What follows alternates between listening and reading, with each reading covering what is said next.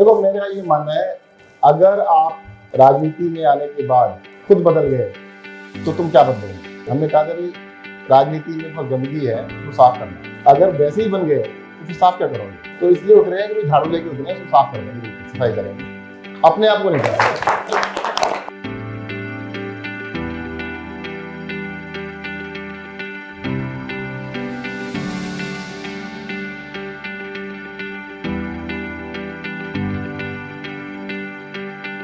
सभी धर्मावलंबी बंधुओं को मेरी ओर से जय सादर जय जय। आज मंदिर कितना खूबसूरत लग रहा है, देख के बड़ी खुशी हो रही है कि इतना सुंदर हो गया है। और मैं तो यही कहूँगा कि जितने सेवा भाव से पूरा जैन समाज यहाँ का कार्य कर रहा है उसी तरह से लगे रहें और समाज कल्याण के कामों में जैसे बढ़ चढ़ के हिस्सा लेते हैं उसमें भी आगे बढ़ चढ़ के हिस्सा लेते हैं।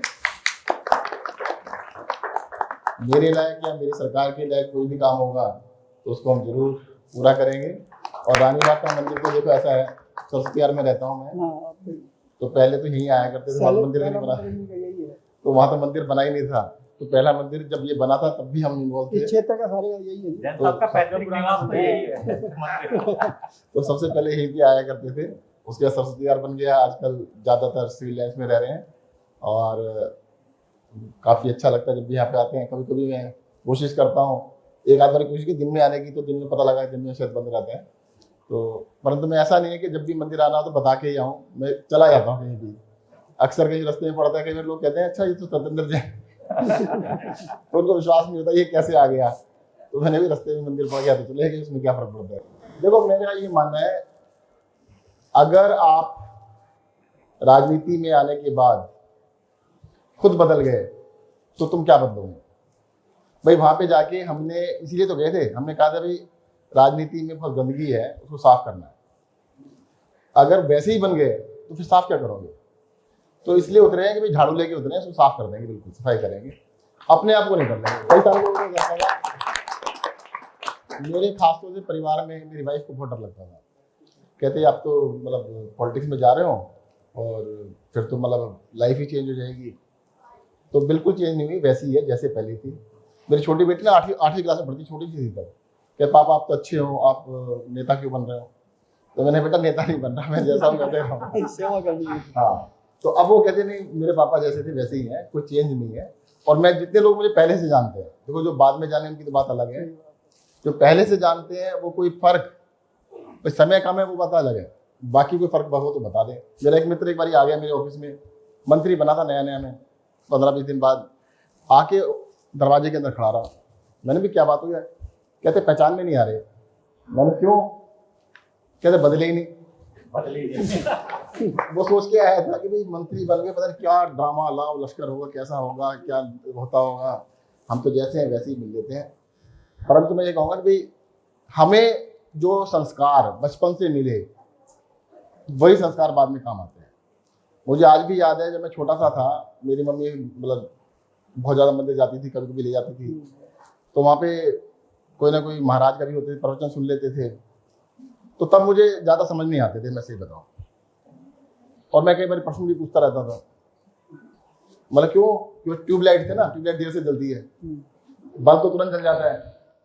मतलब हर चीज़ में मेरे को शंका रहती थी, ऐसा कैसे हो सकता है, इन्होंने ऐसे बताया, ऐसे थोड़ा हो सकता है। मन के बारे में बताते थे, कर्म के बारे में, वचन के बारे में। मैं कहते ऐसा कैसे हो सकता है। मेरे को बड़ा भी था, अहंकार भी था उस टाइम पे। मुझे ऐसा लगता था कि मैं करता हूँ, ये लगता था, और महाराज जी गलत बात कह रहे हैं। तो उसमें कई बार बहस भी चलती थी। पर जब मैं देखो पिछले 6-7 साल में बताऊं कि ऐसे सब कुछ चल रहा है, तो अब लगता है मैं कुछ हुई नहीं। भाई देखो मैं एक टीचर का बेटा था, यहीं पे रानी बाग के स्कूल में टीचर थे मेरे फादर। मैं खुद आर्किटेक्ट, मेरी wife architect, simple middle class के लोग अचानक राजनीति में आ गए, ना चाहते हुए आ गए, इलेक्शन लड़ लिया। इलेक्शन के जिस दिन टिकट मिली तीसरे दिन जेल पहुंच गए। ऐसे कर्म नहीं किए थे कि भाई जेल पहुंच जाए। उसके बाद इलेक्शन जीत गए, इलेक्शन जीत के मंत्री बन गए, मंत्री बन के 49 दिन के बाद इस्तीफा दे दिया। फिर एमएलए रह गए, कुछ महीनों के बाद एमएलए भी नहीं थे, फिर इलेक्शन हुआ, फिर इलेक्शन जीत गए। तो मतलब जैसे चलचित्र के वो होते हैं ना पार्ट होते हैं। तो अब ये पक्का विश्वास है कि हम कुछ नहीं है। देखो मैं आपको बता दूं, मैंने इस जीवन में ऐसे कोई कर्म नहीं किए कि मैं मंत्री बन सकूं। जो करे आप लोगों ने करे होंगे थोड़े बहुत, कि भाई आपकी वजह से, कर्म तो सबके मिलते हैं ना, तो आपके मुझे लगे थोड़े, पर वो या कुछ पूर्व भाव का होगा, जो भी होगा। और दूसरी बात मैं एक और कह देता हूं, कोई ऐसा गलत काम नहीं किया जो इस भाव में इस जन्म में किया हो कि गलत काम किया हो, ना करूंगा, ये भी ध्यान रखना। मैं ये छाती ठोक के कह सकता हूं, कभी भी मेरे किसी कर्म से, मेरे किसी आचरण से समाज का नाम नीचे नहीं होगा, इस बात की गारंटी है किसी भी तरह। ये सबसे पहले समाज के लिए भाव है। और मैं एक चीज और बता दूं, कई लोग मुझे ये कहते हैं कि सत्येंद्र जैन मंत्री कैसे बन गया, ये तो ऐसे घुमा करता था। खासतौर से उनको बड़ा आश्चर्य होता है, ये तो हमारे साथ क्रिकेट खेलता था, ये मंत्री कैसे बन गया। देखो जी, जब हमारी पहली बारी सरकार बनी, 28 एमएलए बने थे, अब 7 मंत्री बनने थे। तो अरविंद केजरीवाल जी ने मंत्रिमंडल जब चुना, अब आप मार्केट में जाते हो, क्या कहते हो, टीवी लेना है, टीवी को खोल के तो नहीं देखते, क्या देखते हो, ब्रांड देखते हो। तो उन्होंने कहा ब्रांड तो अच्छा है, ट्राई करके देखते हैं। तो उन्होंने मुझे बस इसी बात पे बनाया था, भाई ब्रांड अच्छा था, बाद में अच्छा निकला वो तो बाद की बात है, तो पहले जो था भाई ब्रांड अच्छा था, ये ब्रांड की वजह से हुआ था। और उस ब्रांड को बनाने वाला मैं तो हूं नहीं बिल्कुल भी। ब्रांड किसने बनाया, आपने बनाया, समाज ने बनाया। नहीं तो भगवान इन चीजों में नहीं पड़ते, भगवान तो बहुत ऊपर है। तो इस ब्रांड को बनाने वाले हमारे समाज है, पूर्वज है, जिन्होंने ऐसा ब्रांड क्रिएट किया। परंतु कई लोग ये भी कहते हैं कि भाई लोग समाज में कितनी इज्जत है, नहीं है। मैं बता सकता हूँ, मैं आर्किटेक्ट भी हूँ, मैंने बहुत साल 25 साल प्रैक्टिस करी। मेरी सबसे ज़्यादा साख इसलिए थी कि मैं जैन था। लोग इस बात की बड़ी इज्जत करते हैं, भाई जैन साहब हैं, ये झूठ नहीं बोलेंगे, गलत काम नहीं करेंगे, सही काम नहीं करेंगे। उस बात की वजह से बहुत बहुत ज़्यादा इज्जत रही। आज भी भाई सारे देश में अब तो लोग जानने लगे नाम से, तो जैन साहब ही कहते हैं कि सत्येंद्र जैन, कोई नाम के जो सत्येंद्र में, तो जैन साहब हैं, दिल्ली में मंत्री हैं, तो उनको ये पता है भाई जैन है, हाँ शरीफ ही होगा। पहला इंटरेस्ट तो ये होता है कि शरीफ ही होगा, बाद में बरत लेते हैं तो फिर लगता है हाँ शरीफ है। तो इसलिए आप लोगों का सबका धन्यवाद, ये ब्रांड बना के रखा है। मैं अपने जो नौजवान यहाँ पे बैठे होंगे उनको भी कहना चाहता हूँ कि ब्रांड में शक मत करना, ब्रांड बहुत बढ़िया, अपने आप को थोड़ा सा प्रूव करके दिखाना, ब्रांड खराब मत कर देना। तो ऐसा हो कि भाई ब्रांड में माल अच्छा ना निकले बाद में, तो मैं इस बात की गारंटी लेता हूँ, भाई ब्रांड की वजह से जो मिला, ब्रांड खराब नहीं होने दूंगा कभी भी। ब्रांड को आगे बढ़ाएंगे, उसको आगे बढ़ाने की कोशिश करेंगे। स्वास्थ्य मंत्री भी हूँ, लोग मुझसे अक्सर पूछते हैं स्वस्थ रहने के तरीके बताओ। अब देखो, मैं जैनियों के बीच में खड़ा हूं, तो मैं क्या बताऊंगा। सबसे पहला मंत्र, जैन बनो। अब हंस रहे हैं कि हम तो जैन हैं। देखो, जैन जो है पीछे लिखने से जैन नहीं है, कर्म से है। जो आपके मन में भाव है, जो आपके कर्म है, वो है। अभी होता क्या है कि हमें हिंसा के कहा जाता है, हिंसा नहीं करनी। आप में से कोई हिंसा करता है? कोई नहीं करता। पर मैं कहूं अगर करते हैं तो बड़ी हिंसा वो नहीं है कि आपने किसी को थप्पड़ मार दिया। यार वो तो जैन तो ऐसे शरीफ होते, लड़ाके होते ही नहीं, लड़ना मुश्किल है।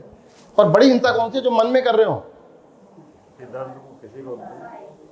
कसाय, अगर आपके मन में द्वेष है, और किससे है? बस किससे होता है?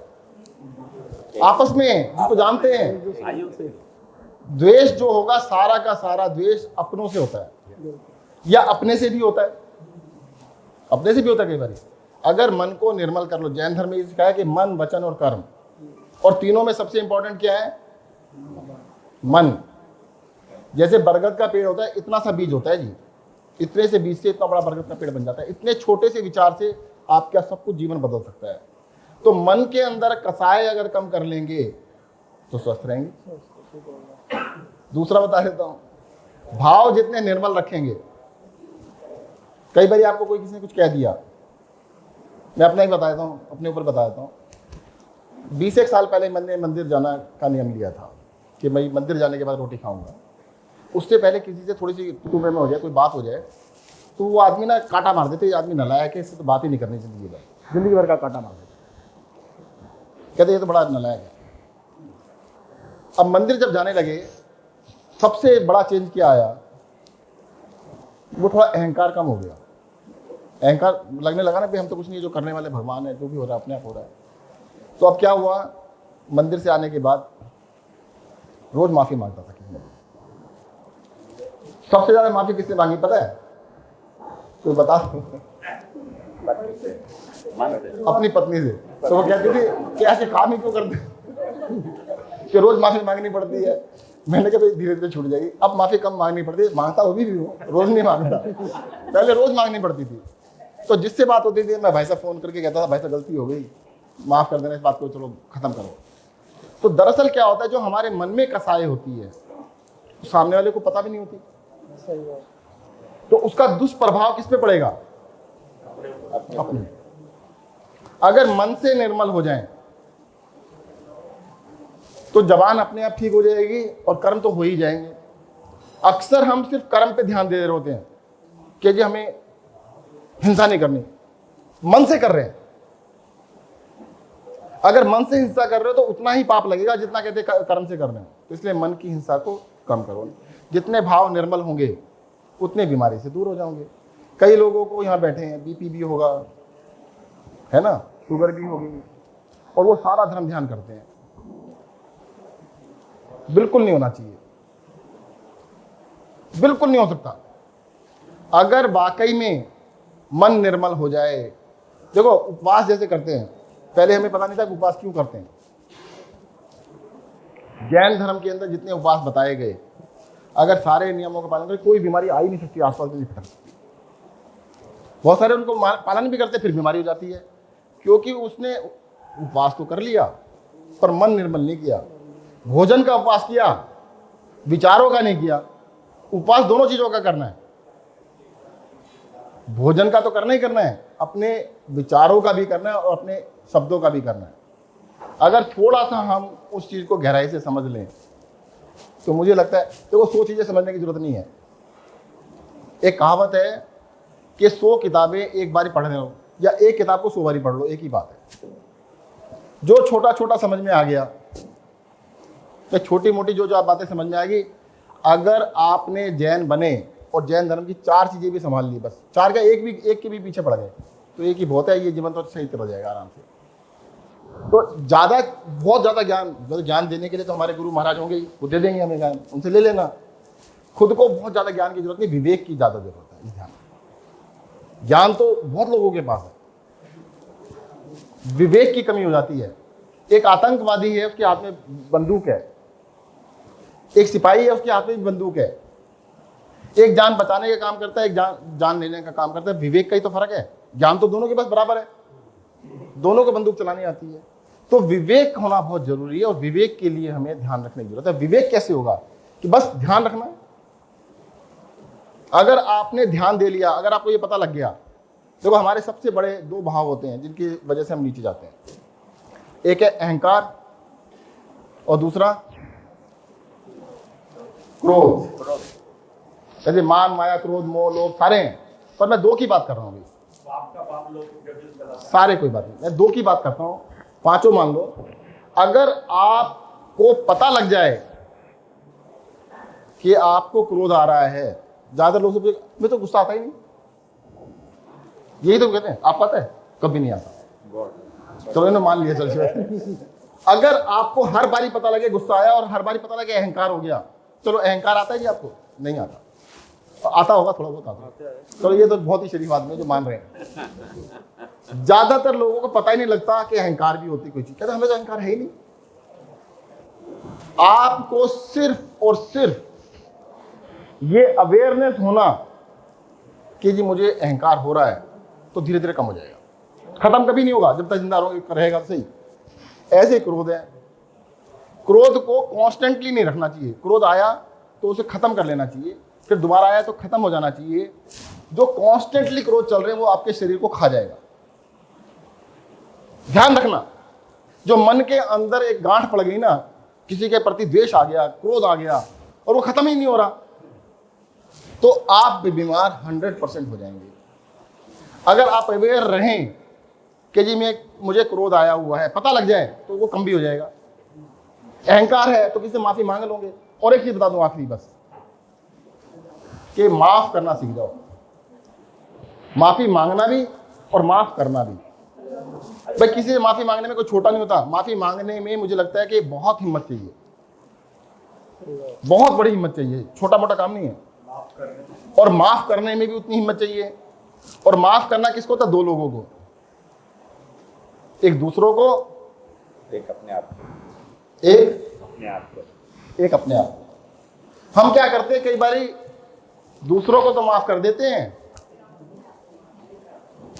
हर चीज के लिए अपने आप को दोषी मान लेते हैं। जो ज्यादा शरीफ लोग होते हैं ना, दुनिया में जो भी गलत हुआ मेरी वजह से हो गया। बच्चे ने पढ़ाई नहीं करी मेरी वजह से, पति ने ये नहीं किया मेरी वजह से। अरे भाई तुम्हारी वजह से कुछ नहीं हो रहा, जो आप अपने आप हो रहा है, अपने आप को भी माफ कर लो। अगर इतनी हिम्मत कर लो, मैं तो ये कहूंगा जी आज करके दिखना ट्राई। कोई तो गलती करी होगी, किसी एक से माफी मांग लेना आज, देख लो कितना बढ़िया मजा आएगा। महिलाएं ज्यादा हैं तो पति से मांग के देखना आज। वैसे मैं तो पतियों से कहता हूँ अक्सर माफी मांग लेना जाके। पति मांगते ही जी? नहीं, पति तो मांगते ही हो, बेचारे मजबूर है, क्या करें, वो पहले बोल के। परंतु अगर आप मांग के देखना, फिर देखना जमाना कैसे बदलेगा एकदम से। कैसे हुआ क्या आज? तो अगर आपने माफी मांगने सीख गए, और माफ करने में ध्यान रखना, अपने आप को भी माफ करना है, दूसरों को भी करना है, तो मेरा दिल बहुत निर्मल हो जाएगा। जैसे घर के अंदर झाड़ू तो रोज लगाते हैं हम, बाहर की सफाई का बहुत ध्यान रखते हैं, रोज साबुन लगा लगा के नहाते हैं, गाड़ी को पोछा लगाते हैं रोज, क्या चमकाते हैं, शाइनिंग करते हैं। अरे मन को भी चमका लो थोड़ा सा। मन में मैल इकट्ठा करके रखते हैं, मन को नहीं धोते कभी भी। जो मिल गया एक बार रख लिया, अभी क्या होगा, 20-20 साल पुरानी बातें याद होंगी। उसने उस दिन ये कहा था कि वो हमारी शादी में आया था, उसने 101 रुपए दिए थे या उसने नहीं दिए थे। अरे भुलक्कड़ हो जाओ, थोड़े से भूल भाल जाओ, काम करता हूँ। तो मैं ये कहना चाहता हूँ, अगर मन की सफाई भी घर की सफाई की तरह से करनी शुरू कर देंगे, मन निर्मल जितना होगा, तन को ज्यादा निर्मल करने की जरूरत पड़ेगी नहीं। आप तन को करते रहो, मन नहीं होगा, पर मन को कर लोगे, तन अपने आप ही अच्छा हो जाएगा, निर्मल हो जाएगा। धन्यवाद। जय जिनेंद्र।